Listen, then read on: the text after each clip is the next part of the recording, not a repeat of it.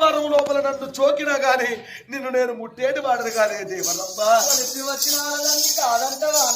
నువ్వెంత వలసినా నిన్ను నేను ముట్టలేను. మనసుకు రాని ఆడ స్త్రీ మంచానికి ఇంతెత్తన్న మాట మర్చిపోయిన వారే దేవరమ్మా. ఈ నీటి గలవాలే ఇయ్య వందాలే బుర్ర బుర్ర దాకాలే పోట్లాడాలను అంటారు. నచ్చిన మొగోడు గిచ్చిన చాలు, కైసిలల్ల మొగోడు కన్ను కొట్టిన చాలు. నీ మీద నేను మనసు పడ్డా కాబట్టి మరి ఎట్లయితే నాతో ప్రేమ ఎందుతావు? నువ్వు ఎన్ని విధములు చేసినా నిన్ను నేను ముట్టుకునేటి వాడను కాదే భోగములు. నీకు సిక్కుమానం ఎక్కడిదే? నా నోరే పోతుంది కానీ నీకు సిక్కుమానం నీళ్ళు పెట్టుకొని నోట్లో పెట్టుకున్నట్టు ఏం లేదు. నీళ్ళల్లో ఏళ్ళు పెట్టుకొని దొరసాని ఏం లేదు. సపరించినట్టే ఏం లేదు. దీనికి ఎరక నీతో అయితే లేదు. మరి రాజా మరి ఎట్లయితే నాతో ప్రేమ చెబుతావు? నువ్వు ఎన్ని విధములు చేసినా నిన్ను నేను ముట్టుకునేవాడిని కాదు, నిన్ను నేను పట్టుకునేవాడిని కాదు. నా భార్యకు మాత్రం నా ప్రేమ చెందన్నని లేదనుకున్న వారే దుర్మార్గురాల. నా భార్య నాతోటి ప్రేమ చెందన్నని లేదనుకున్నావే దుర్మార్గురాల.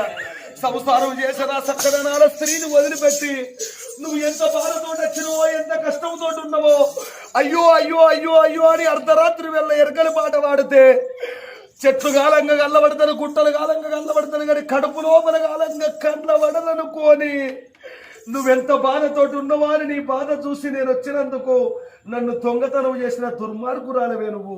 నా భార్యకు నీ లెక్కనే నా మీద ప్రేమ చెందుదామని నేను అనుకున్నావే దుర్మార్గురాల. రాజా మరి చిలక ముట్టని జాంపండు లెక్క ఉన్నావు. ఏదో ఎంగిలిగా పండు తిందామని నేను అనుకున్నా.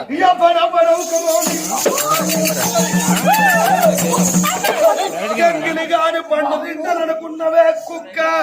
ఎంత మంచి కొట్టిన గిట్లు ఉండాలి. ఎవడెవడొకరనుకోని ఎంగిలిగాని పండు తింటాననుకున్నవే కుక్క. ఎంగిలిగాని పండును తిందామనుకోని నిన్ను ఎత్తుకచ్చుకున్నానయ్యా రంపాల రాజా అంటున్నావు. ఎంగిలిగాని పండును తింటా అంటున్నావు. ఎవనవ్వనొకరనుకోని ఎంగిలిగాని పండు తింటాననుకున్నవే. నా శరీరానికి పాలిచ్చి పెంచినవా, నా శరీరానికి రక్తము దారపోసినవా, నా శరీర అందాన్ని నువ్వు ఆకర్షించడానికి నువ్వు యువతివే దుర్మార్గులు.